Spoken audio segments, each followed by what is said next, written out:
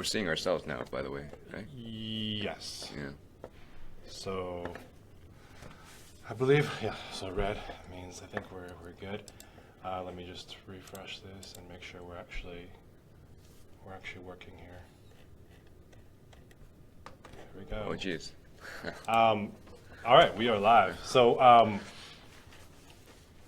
don't look at that part because that delay is going to mess you up. But if anyone is out there right now, can you please just give us the thumbs up on if you can see us okay, and if our audio sounds okay. I want to make sure that the mic is loud enough to pick us up here. And I'm just going to basically get set up right now.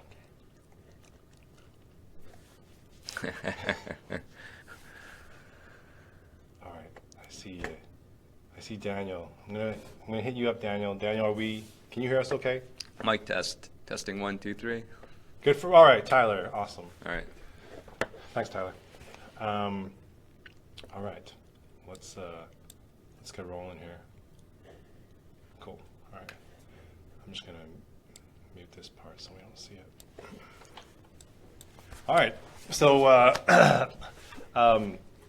this is an Animbreak series where we basically talk to animators, and kind of the core of it is that I try to get the breaking in story from animators and kind of find like those flashpoints, those foot in the door moments that basically got animator the break into the industry, right? And this is our third episode of that, and I got Johan here. Johan is Hi. Johan is he's a principal animator here at Riot, and we're just gonna basically get into his story. So, Joe, I kind of already introduced you, but if there's anything else you want to add to that, otherwise we could talk about how did you break into the industry. Oh, I have nothing to add to that. Okay. Man, let's see. So I've been at Riot since August, I think. I'm having a lot of fun here. Anyway, so yeah. So answer your question, how did I break into the industry? Well, I think this was back in 1999. This is straight out of school. I actually went to school for classical animation at Sheridan College. But right when we graduated, the market wasn't very good for CG or animation jobs in general. So, but this one company came and we at the end of the year, the companies would come and look at students' demo reels and portfolios and stuff, and this one company showed a lot of interest, but we never really, a bunch of us didn't really hear anything back from them. So never really. A bunch of us. Getting some double feedback. Yeah, sorry about that. Okay, my bad. All right. I messed it up. Anyway, so Keep going. they showed a lot of interest, but they never contacted us. We never heard anything from them. And this is in Toronto, by the way. So what we did was there's a group of us, like I think Alex Ploy, Nigel, Roger, Louis. We all kind of jumped in a car together, and we just drove to Montreal with our portfolios and showed up at the company. The company's name was Tarna or TFX Animation at the time, and we just kind of went there with our portfolios, knocked on the door, and said, "Hey, you remember us? You want to look at our stuff again? Do you want to give us a job?" And they took the time, and yeah, they gave us a job right then and there. I don't know if that's the right way to do Wait, things. on the spot they gave you a job? Yeah. So you were going to school in Toronto, Yeah. and then you and a bunch of animator friends graduating, jumped in a car, drove to Yeah, Montreal. I think there was like 4 of us. We just jumped in a car and just went straight to the. And you had your physical video. We had VHS and and our 2D portfolios and a kind of a big pen binder kind of thingy, whatever. I forget what you call them, but. Because you were going for a 2D job, right? Or was this a 3D job? This was a 3D job. Okay. The 2D jobs were actually not a lot of companies showed a lot of interest in us. So we just kind of and I've always wanted to get into to 3D and CG and stuff, so I kind of followed through with these guys. They seemed important at the time. And what were they? What kind of work were they doing?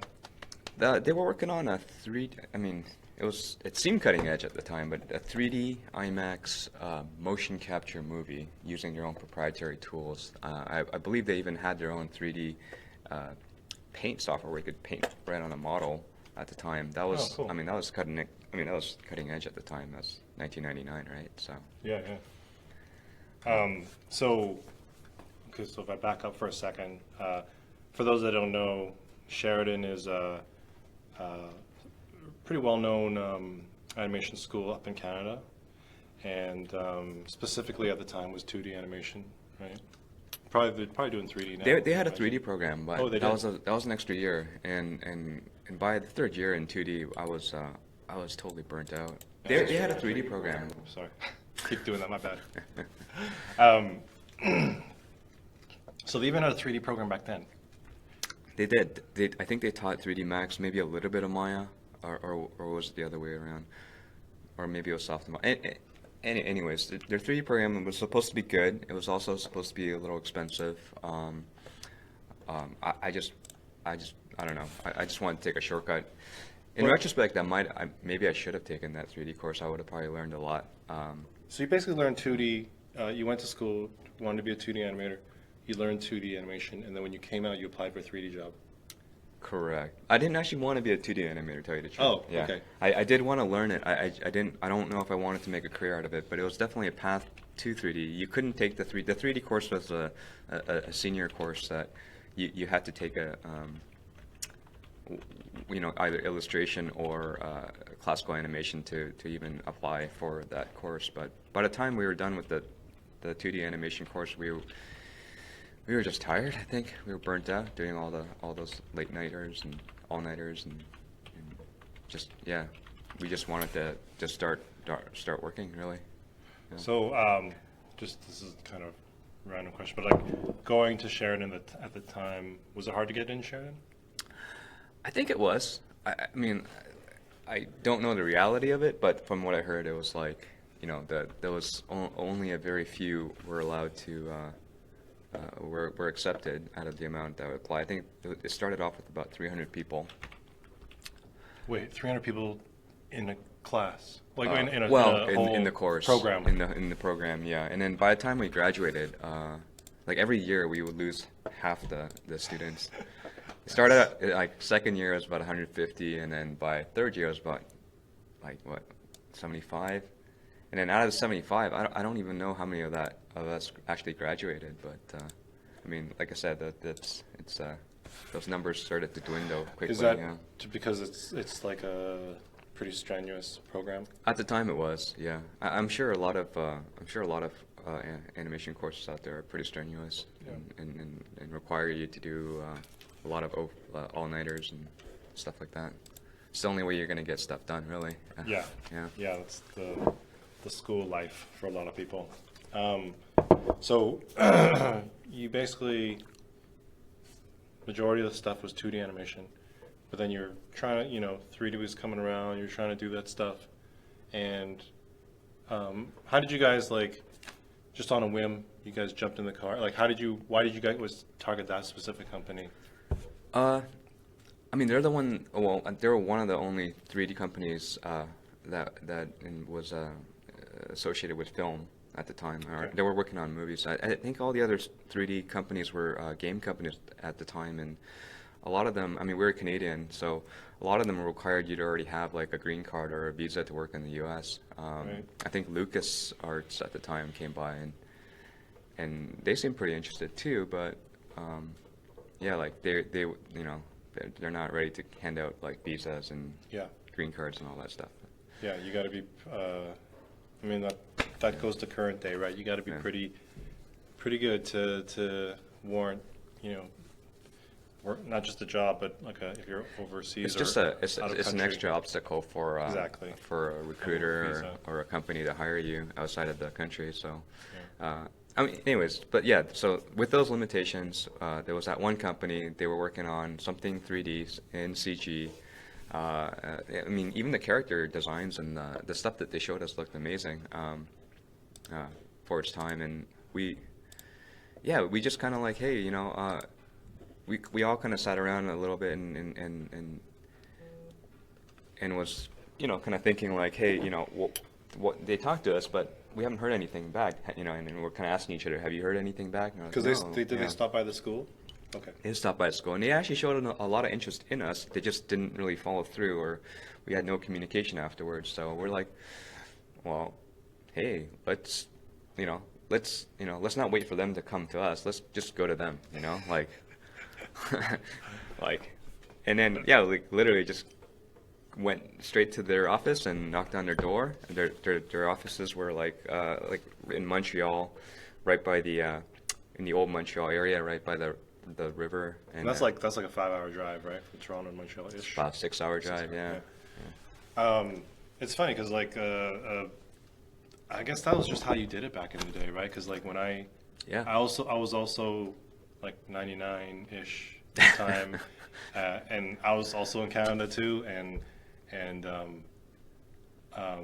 you just showed up at places, right? And like they would tell you that in school, be like, take your VHS tape or take your portfolio and just show up at the door. And I don't know how well that would work. No, I don't know. These I don't days, know if that works. especially around here with all the security. Yeah, that would be. But yeah, you basically go to the door with your stuff in your hand. You're like, give me a job. And I remember even calling studios. Like I was talking to my uncle when I was a student, and he was like, "Why don't you just go work at this company?" I'm like, "Well, it's it's hard to get in." And he picked up the phone and he like dialed the number and he just handed it to me, and I was like, I just started sweating bullets, and the person was like somebody actually answered too, like not an automated thing. I was like, hello, and I'm like, hi. I'm like, are you guys hiring right now? And it was just like it was the worst, right? And but it was almost like you could do that back then. Now it's very streamlined. Sure, there's a process. There's a process, but there was not a lot of process. I still think there's, I still think there's like other ways to get you. I wouldn't know because I'm not like.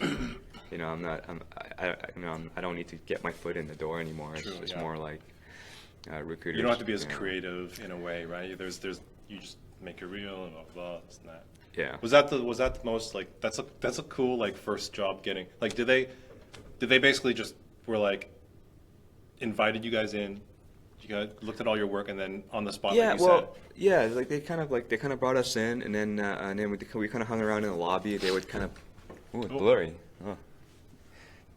Am I talking? Did I fog up the camera? So, like we kind of waited in the lobby. It's kind of, still very nerve-wracking, and very, very intimidating. But yeah, we were waiting in the lobby and then we get called into a room one at a time and we're showing them stuff and talking about our work, and they seem really happy about and impressed with all the stuff that we've done. So, and then after that, they're like, yeah, I think we can get you guys in here. That would have been awkward if it was like 3 out of 4 we'll take. Oh, yeah. That no, but that would have been awkward. Did you guys like? Did you guys collaborate on stuff? Is that why the 4 of you were like, hey, no, we did a group short, no. Or it was just individual? No, I think we were just all friends. I think out of all of us, only one of us had the car, so it made sense to just carpool. I mean, we're students, So. Yeah, totally. That's awesome. Yeah. That's really cool. Like just showing up and then actually scoring the gig. I see that as super lucky. Yeah. I think we're lucky. I feel like people probably have done that and not succeeded either. It's true. Yeah. I think the best that's like best case scenario. Lesser best case scenario. A good scenario is like you just get really good feedback. Actionable feedback that you can take away. And then worst case is like, probably shouldn't have that kind of thing. But yeah. Well, ultimately, just have something nice to show. And someone will look at it, I guess. That's very true. So how long did you stay at that company for? What is the company's name, by the way? It was called Tarna. I think it was TAARNA. Or I think they also had a different name at the time too. I think it was called TFX Animation. And then I moved to like a TV gig, and then for a little while, and then eventually landed a gig at Weta Studios. Wait, okay, that's a big jump for me. So you were Oh. like you're doing like CG stuff, then you worked on a TV show, and then you just went to Weta. Like how? It seems like a big jump.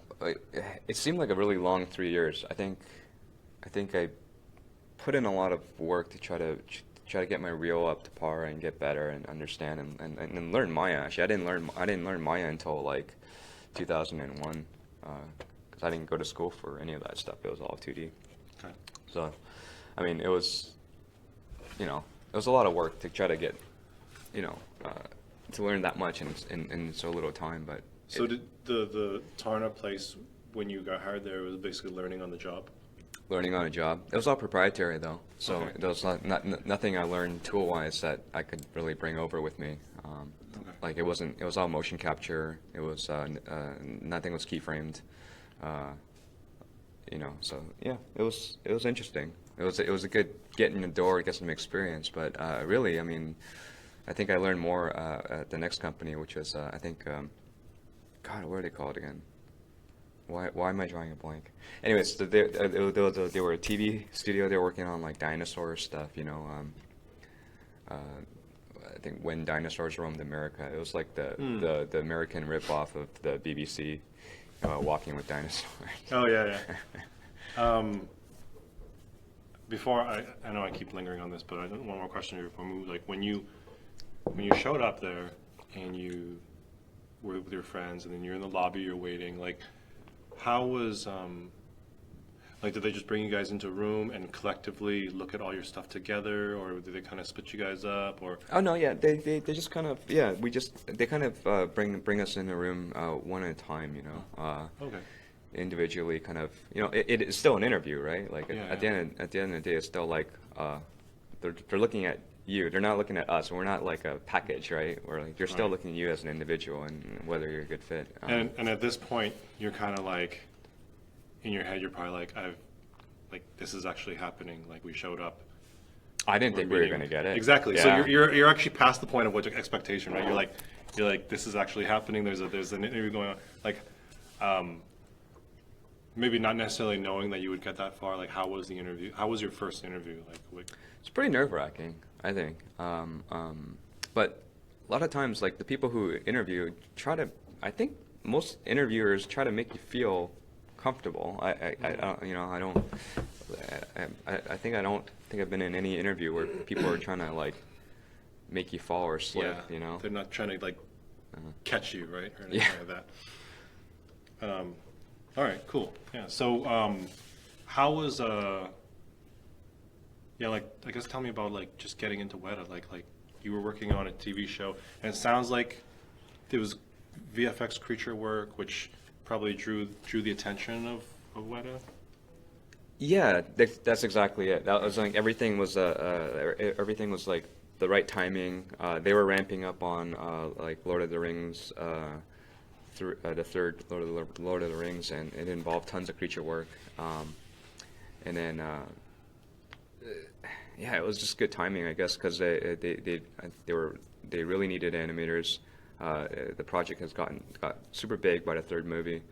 They were looking for people who can do creatures. The dinosaur stuff in my reel was I think helped land the job. Although like before that though, that was 6 months of just sending out a bunch of VHS tapes. I think I must have sent out like 20 of them. Just shotgun them out there, kind of like notes in a bottle that you kind of throw out to the sea, and then hopefully someone will find it. Kind of thing. Yeah. But yeah, it all kind of worked out, timing wise and everything, and then that was the right match, and yeah, with the next thing I know, I'm flying to New Zealand. It's crazy. So, how was, I don't know if we want to necessarily get into that, and I want, make sure that we're not like, just saying things or whatever, but like if you wanted to expand on like just the process of getting into Weta, like obviously that was a while back, things have probably changed, but just kind of, you're moving basically from Canada to to New Zealand, right, across the world. Like, how was that personally and professionally and all that stuff? The process of getting into Weta, I mean, I wouldn't say there was much of an interview. There was a little bit of back and forth email-wise. They liked they liked my reel, and I think honestly, like they were. I mean, I don't know 100% sure, but I feel like they were having a hard time getting enough people ramped up to actually come to New Zealand. I mean, that's about as far as you can be from anywhere, really. And by no means were they desperate. They definitely had, they definitely picked out the right talent and stuff. But it was still very difficult to find the right match of someone to, actually move to New Zealand and for a job that may or may not last that long. I mean, it was all contract based at the time too. So. Right. But yeah, again, I feel like I got super lucky there, and I was super excited to go there, and definitely said yes right away. And when you were over there, like how long were you there for? I was there from 2003 till, was it 2003? Yeah, I was there about 3.5 years. Okay. Yeah. It doesn't seem long at all, but at the time, I don't know, 3 years does seem like a long time. Yeah. But. What did you work on when you were there? All sorts of films. The Lord of the Rings, King Kong, and some of the little like the smaller projects in between, or the kind of like the not so featured projects in between, like the stuff that we helped out on, collaborated with like iRobot, Aragon, X-Men, all those. Nice. Side projects that we worked on, yeah. Niels in the comment asked the big difference between VFX and game animation skill set. I don't even want to. I would love to touch on that. I don't need to touch on it now or later. Maybe let's hit that question after, because I think it's a good question. Yeah, absolutely. So, you're in New Zealand for 3.5 years, and what prompted you to make a move then? And again, this is super lucky, but Valve, the game studio. Valve came down and was looking for animators. They came to Weta? They came to New Zealand. Oh, wow. Yeah, a whole bunch of them. They came to New Zealand. They set up in a hotel room, I think, and basically we got invites to come and talk to them. Wow. I think the year before that, I think Bay Rate, he joined up with Valve to start up his SFM project, the Source Filmmaker project. And Bay was a Weta person. He was a Weta person. He worked on Gollum face and facial tech. He's a modeler, right? He's everything. He does everything. He's amazing. Yeah, no. Huge fan. Love his. So yeah, so one guy crossed over into video game land at the time, which was kind of unheard of. Film animators, the amount of fidelity that's involved in compared to like video games at the time was like night and day. Because this was like 2006. Six, yeah. But I did see the trailers to Half-Life, the Bink trailers, like the Bink videos to Half-Life 2. I was super impressed with it, and I was actually super impressed that they went out of the way, flew down to actually meet us in person, talk to us, and interview us and stuff, and it really kind of raised my eyebrows. That says a lot about a studio, right? It's like, wow. It does. They kind of go out of their way to find you. They make you feel special. Like that's amazing. And it was interesting that they were actually looking for film managers. A game company looking for film managers at the time. It didn't sound right. It sounded weird. It was unusual. So I wanted to follow up. I wanted to find out more. And my understanding was that Valve didn't want to just become a game studio. They wanted to become an entertainment company, a platform. That was their goal. Right? Yeah, this was pre-Steam days. Pre-Steam, yeah. So I mean, I'm glad I followed through, and I'm glad Valve, recruited a bunch of the us film animators and I think a lot of good stuff came out of that, you know. Yeah, were they recruiting for specifically for a certain project? Because I know maybe my timeline isn't right, but like the whole Meet the Shorts. You know, The Meet the so you have two Shorts, shorts. no, they weren't recruiting for Meet the Shorts. Okay. That idea didn't exist. It was more, the Meet this happened because of an animation test that they did for, I think, ATI graphics card demo. Oh, It was, I didn't know that. they're all happy accidents, but I mean, but what they did was they got a bunch of like talented people in a room and just we just decided to make stuff, you know. Like it was awesome, you know. Yeah, that's cool. I mean, that's. I think you see those kind of things in really creative companies where it's like if there's a passion for a project or something, you can make it happen, and it's, you know, things are born out of it, right? Like Definitely. those are super successful things. Yeah. So was that I guess obviously that was your first taste in games then when you were there. It was, yeah. Yeah, I got to work on my first project was Half-Life 2 Episode 2, but yeah, it was a whole big jump. I mean, like we're making scripted sequences within the game, and now we're dealing with like, oh, well, now our animation has to be looked at from multiple angles instead of like working the camera, and then it's like, it was a huge jump and mind-boggling jump. And you have to unlearn so much stuff that you learn from film, you know. Like what? Just like, well, like in film, like your broad actions are based upon how much of the character takes up on the screen. So if you're in a close-up, you only want to move this much. If you're in a medium shot, you can only move this much. And then on a long shot, you can move as much as you want. You want to do broad actions. Game animation was generally a lot of broad actions because I had to read from far away. Right. Yeah. Well, that's a good point. Must have been an interesting perspective because like you left with probably a handful of film animators to go to a game studio, so you're all kind of starting from the same spot in a way, probably just like being more used to film. Maybe can you talk about like just you know, how the transition was and what you witnessed like from other animators and kind of like that kind of leads into Neil's question about VFX in games, right? The differences and stuff like that. What were the big things that kind of like? I mean, you touched on some really good ones, but like anything. Well, ultimately we're doing animation in pieces, right? Like in chunks at a time. So like in film, it's like it's all linear, and then you do your animation, and then what you work on that it could be 5 seconds or 3 seconds. It's still it's a piece of a bigger thing, a sequence, right? And same with game animation. It's just broken up in much different ways. I think like when you work on a run cycle, you're basically making a run cycle that can go. You're authoring some like a run. Like a run 8-way, right? Like you're worried about every direction. You have to author every direction, and you're kind of building the animation in pieces, and it all gets put together in the engine, so you can go in any direction eventually. But it's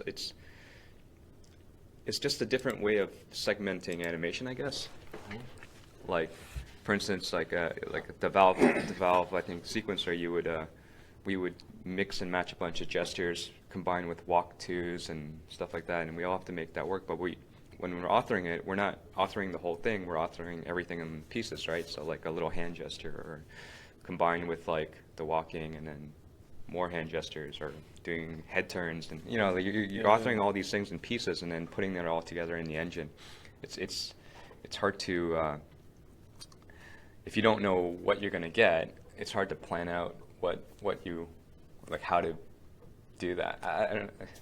Yeah, maybe I'm not saying it right. No, yeah. it totally makes sense. I think what I feel like is maybe some people like they understand it in games, but once it comes time to actually do it, like making sure that your animations are not totally unique, and like they should be contextual in its broadness, right? So like Absolutely. coming from film, like I worked in VFX for a few years, and it was very much like that's the frame, right? Yeah, And just the shot is planned. Yeah, you like know. you're coming in from a shot, you're going out to another shot. Let's make that work, and just kind of like the flow of it. But it's ultimately it's a one-off, right? And in games, it's like you want to be the challenge is you want to be unique, but broad, Right. right? So it's like there's reusability, but also not genericness as well. And it's like And you don't know where your audience is going to be. I think it's like you know who your audience is, but you don't know where they're going to be in space. So like in the film, it's like you know the audience is sitting in the theater and they're looking at the Right. screen, and it's that angle. In games, I mean, you could be in a room, you author something, they could be standing in a corner, they could be up top on a crate, they could be down below. Like you don't know where your audience is going to be, and you have to kind of author it so that it looks good from all those angles, I guess. Mhm. You know. yeah, it's Anyway. such an interesting challenge. But so there was Valve, and then let's just keep rolling there. So you're a Valve, and then what was next for you? After Valve, I joined a startup company called Motiga, and they were, I mean, it was interesting. Like but like a bunch of ex-veterans from, I think ArenaNet, they all kind of like formed this little group, this little collection of talented people, and they wanted to create a game, like a game that's unique to anything that's out there, and the ideas that they were talking about were really cool at the time. It was big raid bosses and cool art style and kind of playful, whimsical kind of like a playful, whimsical kind of theme to it. You can see it in the art style for sure. And yeah, it did, and thus Gigantic was born. It was a cool journey. We were always like inspired by like Miyazaki type backgrounds and like just vinyl characters, Yeah. like sculptures. Like the we didn't want to do anything like super realistic. We always wanted to do something stylized and even hint at some of the 2D, kind of go back to some of that 2D cell shaded looking kind of stuff. So like yeah, the art style is very interesting. And that's for those out there that want to check out Joe's reels. Like the first half of it is a lot of gigantic stuff. Is all gigantic stuff. How did you hear about what they were doing, and how did you kind of catch on there? I think someone looked me up at the time. I think it was an animator named Ben Friedman. I think from what I understand, he saw my 2013 reel, and I don't know. And then I got contacted by a couple people at Motiga, and they sounded really interesting. They're like, hey, we want to start up this new project, and we have a bunch of veterans, and I went to their studio, checked it out, had an interview, and yeah, I was on board like from day one. So they showed you like the art style and what they were shooting for, and you're like, this looks super fun. Kinda. I mean, the art style evolved like immensely since like my day one, at least. I think we didn't really have an art director, so it was all. I mean, we had a committee and all of us really kind of pitched in and wanted to explore, and eventually came up with the art style. I think together as a collaboration. Things took a little longer, because of that, because you don't have that one single vision holder. But I think the results speak for themselves. Like Yeah, that's the. I love the art style. I love and the animation style. Like, how did you guys land on? I guess when you look at the art style, there's you kind of gravitate towards a certain animation style that people would expect from the art style. But like, how did you guys kind of land on? Because a lot of stuff is very like, snappy, and there's fluidness to certain things, but also like a snappiness that's layered on top. It was a lot of it came from. Can we look at your reel here? Because that might be good visual for people to see here. Sure. Yeah. Yeah. So you can just. Yeah, I mean, a lot of it was us just trying stuff out. Like, I mean, we were inspired by the snappiness of the Naruto fighting game animation. Um, I think at one point even like we started using a lot of squash and stretch in our rigs because we saw a post that Rory did about like smear frames and stuff at Riot. So it all kind of circles back, you know, like. That's so awesome. And, you know, like we would just look at other things out there that, and just be like, we want to try that combined with this. So we would just take ideas from other places and combine them with other cool ideas from other places and see what kind of mishmash we would get and just trying stuff out and the stuff that, you know, and a lot of times it would fail, but the ones that kind of, the stuff that we liked ended up sticking around in the game because, you know, this is our art style, right? Yeah, yeah. And it was constantly being developed and stuff. Yeah, this is all the All film, effects. yeah. Let me back it up to this. But That's yeah. cool. So, And that kind of leads you to Riot, right? At that point. yeah. I mean, yeah. Riot was. I mean, being in games. I mean, Riot is definitely a pinnacle of like in the games industry. And Riot was always pushing for they always had a high bar for their animations. They always pushing to be have more character in their pieces. Even though it's just a top-down game, and so much like love goes into the craft. Even though the characters are like this big on screen, like there's so much love that goes into each one, into each animation, into each model, into each texture, VFX, the sound. Like they just, yeah, it's. I love their attention to detail, and I think that's what attracted me. Yeah, a lot of thought goes into every creative decision, which is cool. Cool. Well, that's awesome, man.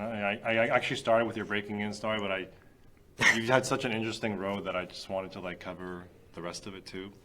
So I basically just asked people about what their breaking in story was, and then my next question, we'll take some viewer questions after this. I think there's a few of them that I like to hit if that's okay. Yeah, absolutely. But before we do that, I also asked people about an animation tip.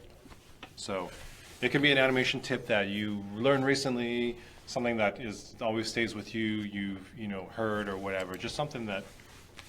Oh, I don't know. Let's see. Don't fall in love with your poses. Don't fall in love with your keyframes. Like don't live with your mistakes. Always like if you want to change stuff, like just change it. And I don't know. Like okay, so like just to go into more detail, like let's just say like you're married to this idea that you do this animation, you're married to this idea. Well, it can always change. You can always like change the pose. You can always change the timing. You can always rip the whole pose out and add a whole new different idea. But that kind of like always kind of keep your always be open-minded to your own artwork, and don't be married to it, and don't be always try to always think that you can change it. If you go into it, and if you look at that in a different perspective, like just even during your keyframes, like you can. I generally like I would key something, and then blow away a bunch of keys, and then key something again, and only keep the things that I really like. And it's this constant like do something, throw away, do something, throw away. That eventually leads to polish, I think. I don't know if that made any sense. That but totally makes sense. I think it definitely counters a lot of or different schools of thought where it's like really like nail those key poses, which we're all trying to do, obviously. Yeah, that's definitely. But like some people really hold on to them, right? And they're like, "That's my key pose. Like, I can move everything around, but that's my key pose, right?" And I guess what you're saying is like if it has to shift for the greater good of the animation or the action or the game, it's like Yeah, Just if don't you fall in gotta love, if you gotta right? cut out that if you gotta cut out the that if there's I mean it could be the best pose in the world, but it could be hindering the rest of the animation. Right. You just have to just cut it out and just and That's a good point because I find and I fall victim to this all the time where some poses you love more than others, right? Like yeah, definitely. you have this action and you're like, oh, I really love this part. This part could be stronger, and I'm still trying to figure out how to make it stronger. But you'll get a bunch of feedback to change the strong part of your act, Yeah. right? And you're like, well, in your head, you're like, well, that's the strong part of the and and it's like, okay, well, if I take that out, then Yeah. so it's like it's you just have to I think it's always important to listen to feedback. Yeah. You don't doesn't mean you have to follow through. It doesn't mean you have to do what they say. It Right. just but ultimately, like really to genuinely listen to what someone is actually trying to tell you. Because sometimes it's like they may not tell you the solution, but they're identifying a problem or something that that you haven't really caught yourself. And then that's just always kind of just listen. It's Yeah. always important, I think. Yeah, that's a good point. Cool tip. I think let's jump into some viewer questions. I'm getting a bunch in the comments here. Cool.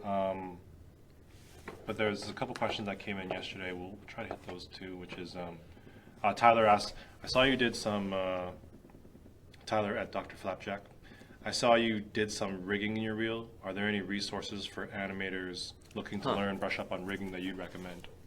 I don't know. Well, I don't think there's any resources. Well, I mean, there's always resources, right? You can always learn that stuff. But Yeah. I think the important thing is when it comes to rigging,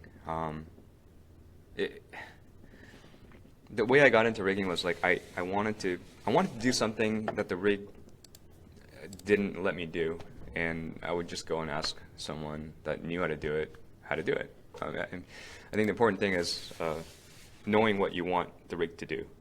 Right, like I wanted the arms to come out like this, and if I pulled it further, I wanted it to stretch.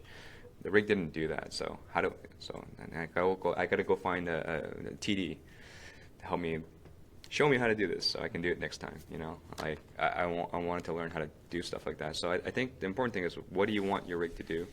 Because there's always an answer. I think, like I want to scale the head so the head goes up like this, and then I want to smush the head down. If your rig doesn't do that, then someone knows how to make your rig do that. So maybe they can show you next time instead of them doing it for you. Maybe they can show you how to do that. So I think that's the best resources, is just having a good TD around or someone just technical in general around to kind of show you how to do it, and that's I think you hit on a really good point, which is like, oftentimes when you're trying to learn something, you just like, I make this mistake, or it's not a mistake, it's just a process where it's like, because like, let's say you're like, what you said, I want to squash and stretch the head, but I'm not able to do that through I need to figure out how to unlock the channels, blah, blah, blah, do the control. But before I do that, I should really understand the core of what rigging is. And then I'll like go in, I'll be like watch YouTube videos of like, this is like the rigging process and stuff like that, and then feel like I need to know that before I do a more simpler thing like that, right?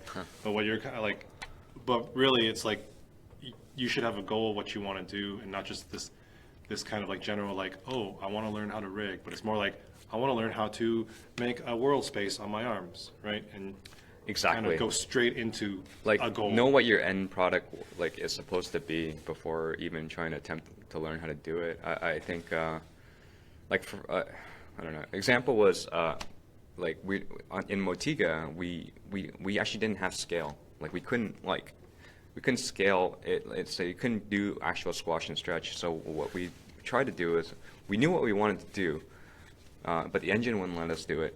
We still found a way. I mean, what we did was we took like 4 joints, put them around the belly, and then expanded them out, and did a bunch of smooth skin weighting. I mean, we knew what we wanted to do. We kind of duct tape, bubble gummed it, but eventually we got squash and stretch in there, because we knew what we wanted it to look like. Although, if you were to read any rigging book, I don't think anyone would recommend that you do that. Right. Not the standard, right? It's not a standard, no. And that's the interesting about it, finding your own there's like 100 different ways to do something. I want to kind of talk about this one particular part because you were talking about this the other day, which I thought was super interesting. This cat. Oh. Like, you were talking about how it's rigged. Can you kind of touch on that a little bit more? Yeah, so can I even draw on it? Yeah, sure. Yeah, here, let me oops. What? Okay. What is going on? Is it not? Oh, just... I think it's not calibrated. Here, Is let's... it not calibrated? Here, No. let's move this over. No, you gotta... Oh, yeah, you're right. You know what? That's- Don't even forget it, draw over it. Forget it. All right, I'm just gonna use my mouse. I'll use my mouse here, but oh, that's fine. So a brush. So yeah, the way this cat was rigged, it's not FK. FK would be like a bunch of joints all like together, and then you kind of move each one. We rigged this in a spline so that we basically had like controls for the head, the chest, and the pelvis, and it was pretty awesome because they're all independent of each other, and we could just, I don't know, it was so much. So they're not actually connected. They're just like, they're all kind of world space controls. Well, the controls aren't. I mean, the joints underneath it all are all connected like you would, but the controls itself were all independent of each other, and or had the option of becoming independent of each other. So you could kind of it just created this kind of gummy feeling. Yeah. You can get this slinky feeling really easily, right? Right. And it's a different way of animating, but I quite like the kind of spline setup and being able to like swap between world controls and local controls, and when a rig is done when a rig is done in such a way and you understand how the rig works, you almost like it almost animates itself, like you worried about just the performance or the timing of stuff, and you're not fighting the rig. You're not like, it just, I don't know how to say it, but it just the animation comes out of you better. I think it's much easier. This is a question from Lee Meredith at Animator. Lee is, could you talk a bit about imposter syndrome? As in, do either of you suffer with it? I feel like it's affecting my ability to progress. Right. Or to progress. And then Jason filled me in on what imposter syndrome is, but maybe yeah. you can, So how I understand imposter syndrome is kind of always that feeling of not being good enough to do what you want to do, or for me it's like, I can answer Lee first, which is like, I feel imposter syndrome all the time. And I, that feeling of like not being able to hang in the room kind of thing, or I feel that way every time I start a new job. I feel that way when I start a new animation a lot of times. I feel that way when I run out of ideas too. So I'm like, the panic side of me is like, I've run out of ideas. Like my idea, you have X amount of ideas in your life, and I've run out of them at this age. Yeah. What do I do now, right? But in reality, obviously, that's just like a form of imposter syndrome, really kind of like almost like creatively paralyzing you in a way. And I think there's that self-doubt, which is, I mean, in small doses, is actually very healthy because you're always wanting to improve. You should never, you should still be confident enough to, do your animation and feel good about it. But yeah, of course, I think everyone, if no one felt imposter syndrome, there would be like none of us would get better. We're always striving to be better and to improve. It doesn't matter how long you've been doing something or how good at how good you are at doing something. Like, you're always going to want to improve, and you're never going to be happy at, like, you're never going to achieve the level that you're happy with, ever, true. really, I think. And if you are, I mean, like, because of that, you're always going to want to improve and learn and get, good things come out of that. As far as, yeah, I don't know. I don't know where I'm going with this, but basically, it's the getting better and better is it's always a journey. Yeah. That's what's kind of pushed me to try to be better creatively and shoot for certain creative milestones that I've set for myself, right? Like, is that kind of like that feeling inside, and I guess you could say it's imposter syndrome or some kind of creative anxiety or nervousness, but it's like without that, like Joe, like what you're saying, like you may not push to that extra gear, right?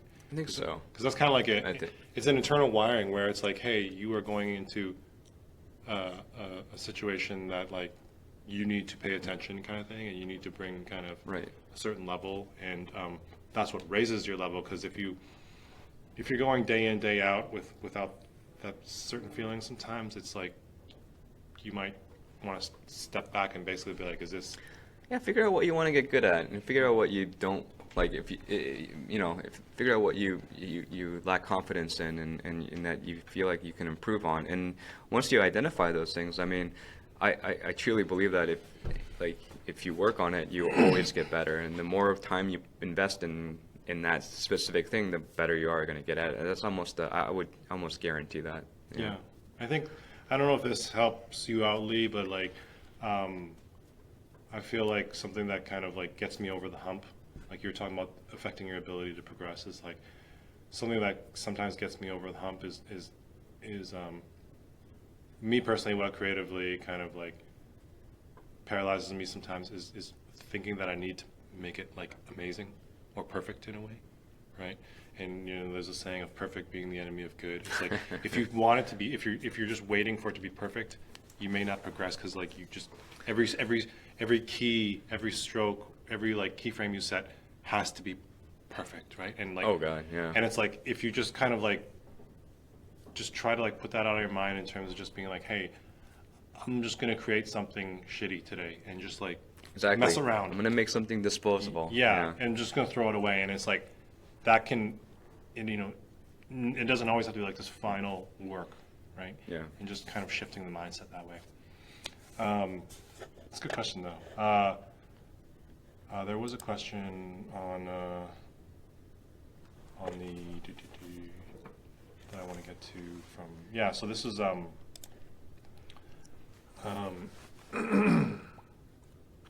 Something about making demo reels. yeah, Kimberly Town. Hey Kim. So we have she wrote, can we ask about the process on animating anthropomorphic characters? How do you get to feel human? How do you get to feel relatable but still animalistic? You know, anthropomorphic, basically putting human tendencies in animals, right? Like you have some interesting like these are all creature-like characters, right? But they have like, I mean, specifically this what is this? Right? Oh. It's a deer, fox. Yeah. So like it's Man, you have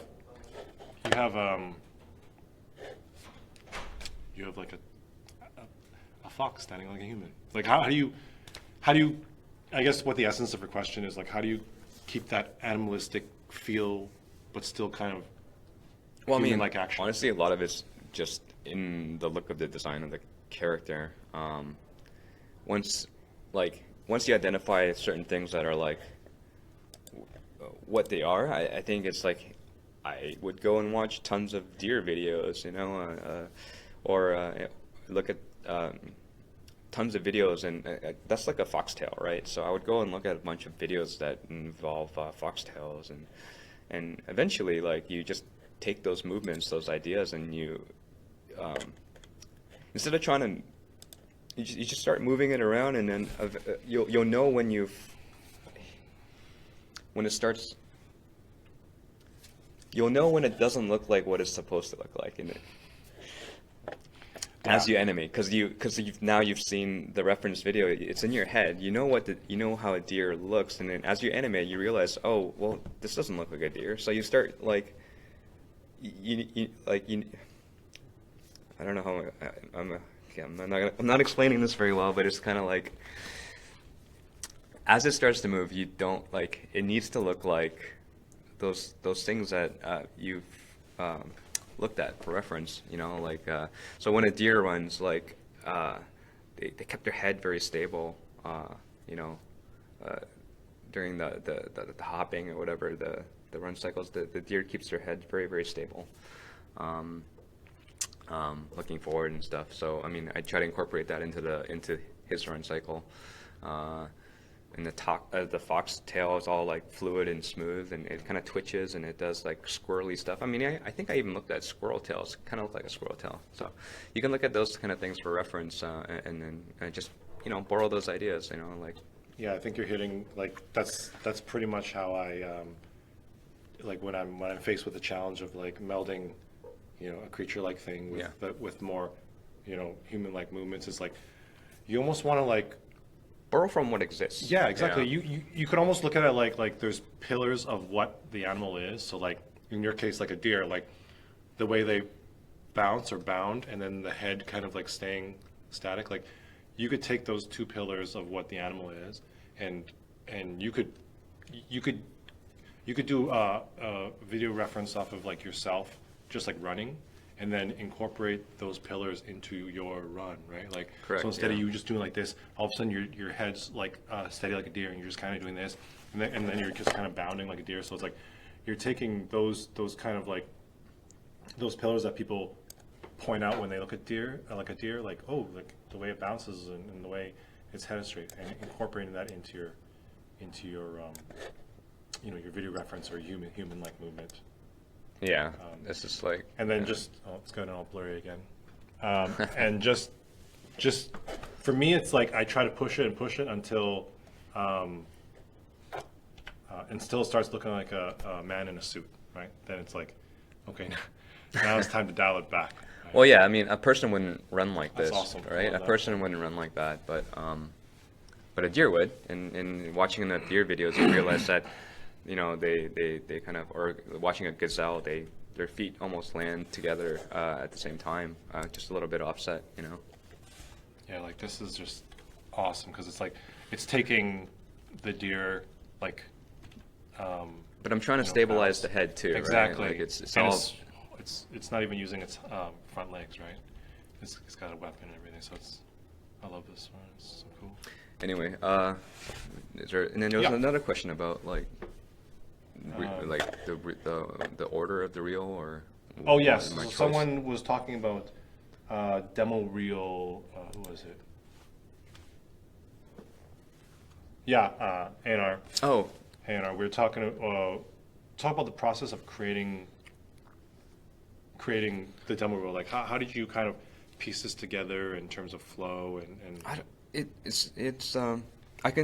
I made a lot of demo reels in my life, right? So, and each time I apply for a job, I'm making a new demo reel, but I'm catering towards the job I'm applying for, right? Like, so right now I'm like, this reel was catered to get a job at a game studio, and I think what a game studio, and this is my thought process right now, at least with this rig, is that I think what a game studio wants to see is something fresh, something that hasn't been seen before. So obviously I wanted to put my gigantic stuff in the beginning.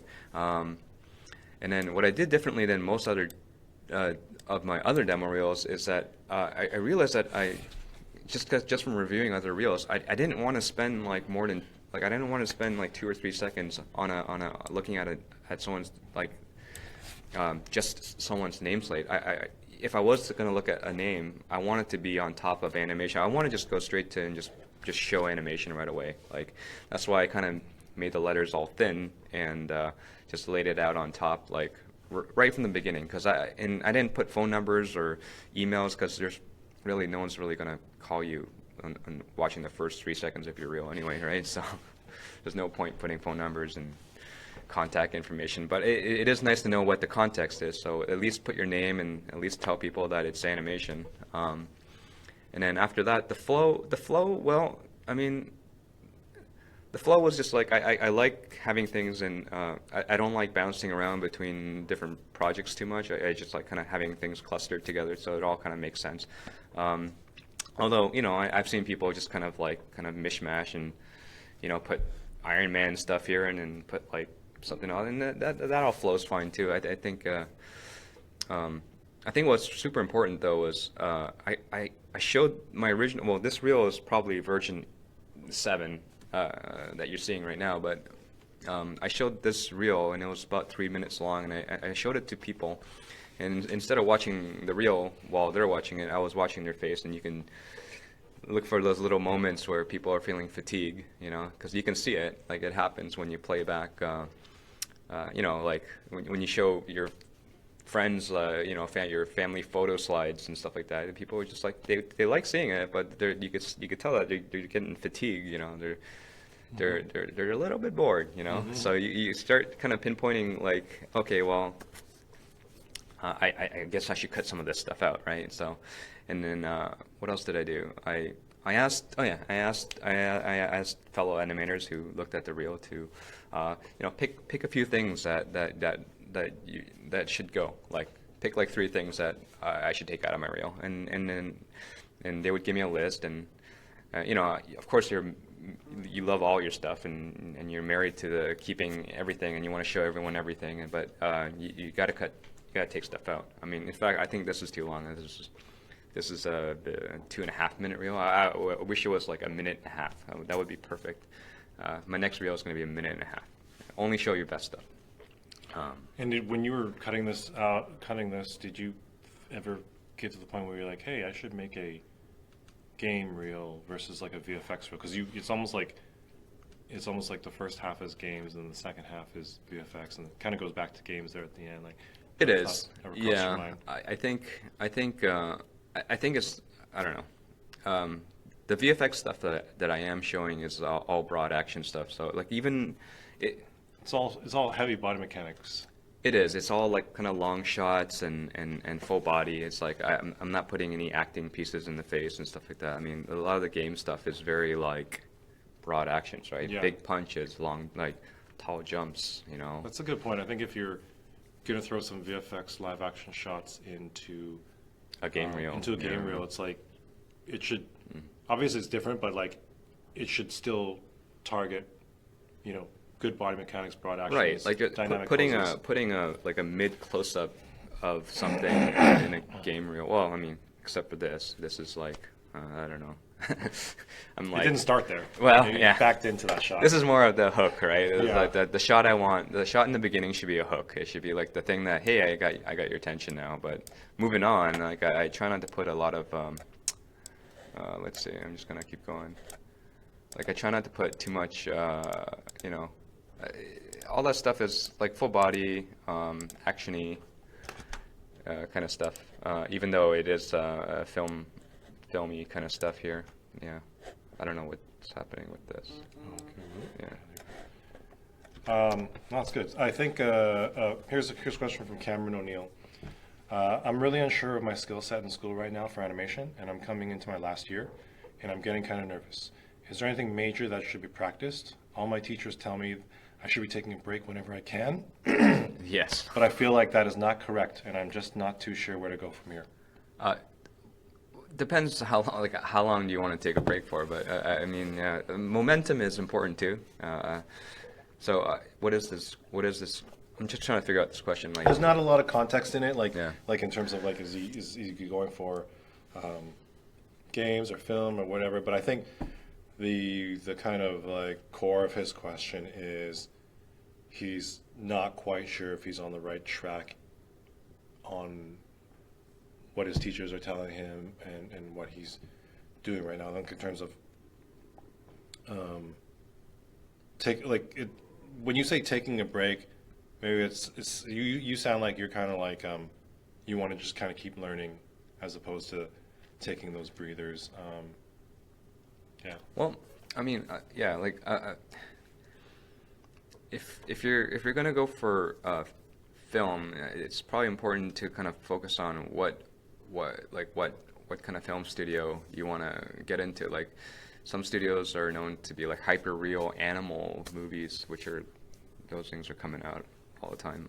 Some are very creature based film studios. Some are all acting like Pixar and DreamWorks is all like character acting and stuff like that. I think it's important to know what you want to do or which direction you want to go in, and kind of focus on getting there and all the right stuff that those guys are looking for. Ultimately, you have to understand what other people are looking for, and then kind of compare that with what you're able to show them that, you know, that and it should line up, you know. If you know that a game studio is looking for walk cycles, punches, jumps, runs, actiony stuff, then and that's what you want to get into, then you should be able to show that in your reel. I think filtering down where you want to be, and then just kind of like dialing in on that, because in school you can get torn into many different directions, right? You're kind of, a lot of schools you're forced to take, you know, even though you're an animation student, 20% of your classes Animation are is so right? broad, yeah. It's, You can't. Yeah, the courses are very general. Yeah, and I hate to kind of like frame it in this way, but like sometimes you have to prioritize your classes, and sometimes things have to fall by the wayside, right? Like if you know you want to be an animator or whatever, a character artist or whatever, you need to spend time in that discipline, right? And if that means that you don't make your lighting class, then you know it's your decision, right? It's, you know, you have to make that decision, and yeah. So I think one last thing on that is like if you're kind of feeling like not sure where you stand on things, like the easiest thing to do is to look at where you want to be, look at demo reels of people that work there, and start comparing yourself, basically, right? I mean, it sounds very black and white, but this is like, because you know, a lot of people say you shouldn't compare yourself to others, just kind of, you know, do your thing and just focus on hard work. But the reality is that you know, there's a nameless box of work. I wouldn't call it compare. I would just say, hey, like I want, like, there's so many times where I'm like, hey, I look at a piece of animation, I go, man, I wish I thought of that. I wish I did it that way. I really admire that. I want to be like that. And then you will be, because next time you work on your animation, you're going to be more like what you saw and what you admired. Right. Yeah. It's not a comparison. It's just more like, hey, those are like, you know, little milestones, I guess, like little mini goals of like, I want to be like that. Yeah. That could be a major goal, not a mini goal. It's but, it's a good gauge of like where you need to be. Yeah. Right. And like to land where you want to go.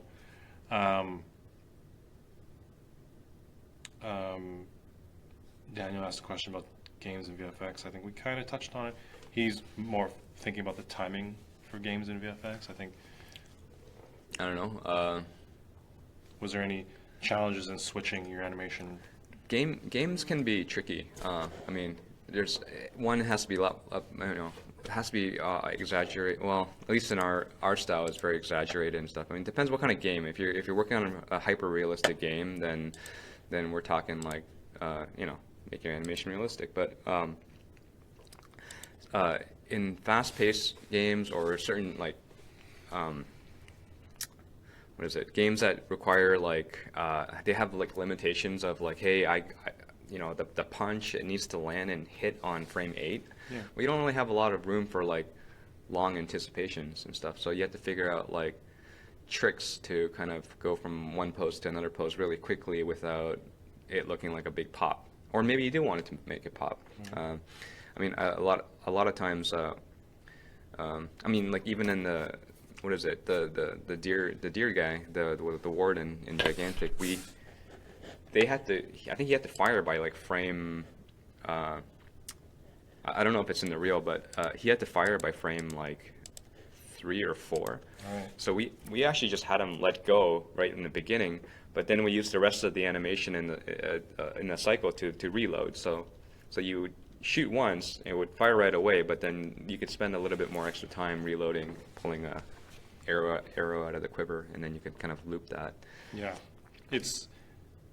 I think that's probably one of the biggest switches going into games, like just kind of like calibrating your mindset in terms of like you have to work with Twitch, you know, kind of feel. Working within the constraints of the game engine, the game design, and the game land, I guess. Here's a question from Niels. How do you feel about squash and stretch in game animation? Because a pause to smear frame would look pretty weird. I don't know. I All love pause all Smith frames. within, yeah, all within. I think, I think it would look weird if yeah, you were like playing Call of Duty and all of a sudden, yes, you know, the guy jumps off a roof and lands on the ground and, you and know, does a bounce and yeah, boingy and yeah. it's all in, you know, the context of the art style and the style of the Yeah, it game, has to fit right? the art style. You don't just insert it just because you feel like Yeah. it's always gonna work. It's not doesn't no one solution always works like that. Yeah. Yeah. Yeah. So like I was working on a game a few years back that was very much like kind of cartoony and stylized, and we had the flexibility to move the controls and squash and stretch, but I was a lead on the project, and I was very resistant in the beginning because I came from the mindset where like, Shouldn't go off model. well, like yeah, go shouldn't go off, and like screenshots, right? Like I was like, the screenshots should be, you know, nice and clean, show on model, and I was totally wrong because like once we started, and it took my animation team to like convince me to like by doing like these fun kind of squash and stretchy type things that not just like looked awesome but like felt really good in the game, and that was a really like that was a good learning thing for me because you know, I stopped worrying about marketing and screenshots and how on model looked and stuff like that, and just worried about the feel of it. And It's all about the feel. Yeah, Yeah. it was- Yeah. We incorporate a lot of squash and stretch in here into this guy, even though he's a very he has armor on and he's a very rigid kind of character. If you kind of use it in a way of like emulating motion blur. Again, this is something that I learned off of reading Rory's post. Rory Alderton. I think he was on last week or something. But yeah, we definitely a lot of I've started adding a lot of this kind of stuff. Yeah, this is all stretch. You got squash on the land, like on the land and stuff. I think. Let's see. There's a little bit of squash and stretch here. This is me being tame, but I was dealing with other problems there. But I don't know. I guess maybe more towards the end. Yeah, maybe more towards the end. Yeah, maybe not so much here, but yeah, definitely use it in a lot of other places. And only if it looks right. If it doesn't look right, then don't put it in there. You know, like put it in there. If it looks weird, take it out. But what I use smear frames for stretches for is to kind of help soften the amount of difference that happens between like very drastic poses, right? And that happen between very small amount of time. So for instance, if I like if something kind of pops from one pose to another pose really quickly, this would be a good way. This is a good example of like, well, it needs. I'm trying to justify the amount of the pop because he actually like Mozu. She's jumping up and hitting apex very quickly, like in you know, and the stretch almost helps justify the amount of poppiness in there. And same with a lot of these kind of actions. Like I'm adding a lot of yeah, like these I think these are like almost 8 frames apart. Like each swing is almost 8 frames apart. Almost impossible to do in real life. I mean, I think it's impossible to do this in real life, but all this is just kind of help, like the softening and the squashing. It's all help softening all that popping going from pose to pose, like really extreme pose to pose, you know. No, we have time for one more question, and it's going to be. Oh gosh, there's a bunch of good questions here. Sorry, we're trying to get to as many, but any tips for getting a game? Niels asked, any tips for getting an animation internship? Because an intern, many studios won't let you do production work because of the skill gap. Well, that's studio by studio base, but like what? Actually, tips? I don't have any tips for interns just because I haven't worked with an intern yet. But you know, I'm totally open to working with interns, but I just don't have any experience myself personally. I haven't worked with a lot of interns, or I haven't worked with an intern, or I haven't taken on an intern. But yeah, I mean, I don't think it's that much different than like a junior animator position, right? Exactly. Like that's, we talked about, I think we talked about this last time, which is like, or no, I didn't talk about it, but like the adaptability of the person and the flexibility of the person, and just trying to like find out in the interview what their mentality is for growth, right? Yeah. Like are they someone that can, because they're at a certain skill level, right? And will that skill level continue to scale? And a lot of that has to do with attitude, right? Like work ethic and stuff like that. So once you kind of, tips is basically like, obviously the work has to be solid. No, nobody's asking for like production work or anything like that. I 'Cause don't we think know anyone wants as epic, student- but people yeah. want like I would say They like want that spark. you right? want to stand out of the crowd. Like you want to have that one. It could be a very, very small, simple piece, but it should get someone's attention. You should be able to look at it, and it should be like, it should be awesome. I mean, like no one's asking you to do like a 2-hour feature film. No one's asking you to do like this, hyper realistic production of like, a lot of times some of the more simple animations out there are the more or what you can do with a simple rig and a simple character, and doing something like a really clever idea is more important than something that's polished or whatever, And I think everyone knows that being a student, you don't have a ton of production work, you don't have a ton of work in general, really. So my thing is like, we talked about length of reels. Like, to me, honestly, this is just my perspective, but like, if you show me like a 30 seconds of really solid stuff, like that's enough. Like, it doesn't have to be 2 minutes, it doesn't have to be a minute. Just like, I mean, even like if you're going for game stuff, it's like, show me like 3 solid cycles and like a 4th kind of like personality type acting thing, and it's like that can be enough to get you the test, to get you the internship, to get you whatever, right? That, and don't put anything, don't fill it out with anything bad. Like the minute you go through reel and you can have one bad shot or one shot that's mediocre, then you start doubting the ability, the judgment of the person applying, right? It's just kind of like, just show me like the best stuff that you can show, and if it's only 15 seconds long, then that's your reel, Like, yeah, exactly. It's what I always tell students is like, leave them wanting more if you can, and to the person who doesn't know you by face or name, you're only as good as the worst shot on your reel. Okay, so if you show like really good stuff and then you have like a poor shot at the end, it's like, that's a really good point. That's something that's going to be remembered, right? We got a few other questions, but we're just running low on time, and we'll be back again, and you can hopefully we can get to your questions. Really appreciate all the questions, all the stuff here. It's I really appreciate everyone watching. Just kind of like, we're going to be back in a couple of weeks at the end of this month, because we're running the May animation challenge right now, and that's this one right here. Right? So that's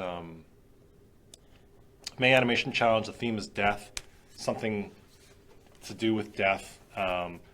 I wrote in the description here, like, create a death that you've always wanted to see in a game, funny, creative, meme-like, whatever, right? And the deadline is at the end of the May, and the prize is 1-year membership to Rhino House, which is, have you ever heard of Rhino House before?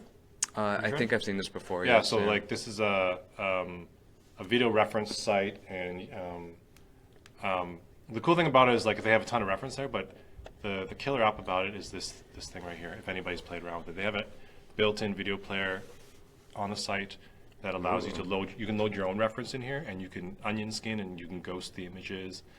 It's actually really cool. I played around with it a lot, so that's going to be the prize for that. So yeah, just tag Animbreak on your entries, and we'll do a live review of the winner, and we'll just start doing real reviews, game reel reviews and stuff like that in the same session. So maybe you can join us for that. That'd be cool. Yeah, that'd be awesome. Yeah. All right. Well, appreciate it, everyone. Thanks, and leave any feedback you have. And if you have any extra questions, maybe I'll ask Joe and Yeah, I'll write down I'll some be other stuff happy. that I'll he be happy to does. answer the questions offline. Yeah. Okay, awesome. Yeah, there you go. So, thanks a lot, everyone. Take care. Bye.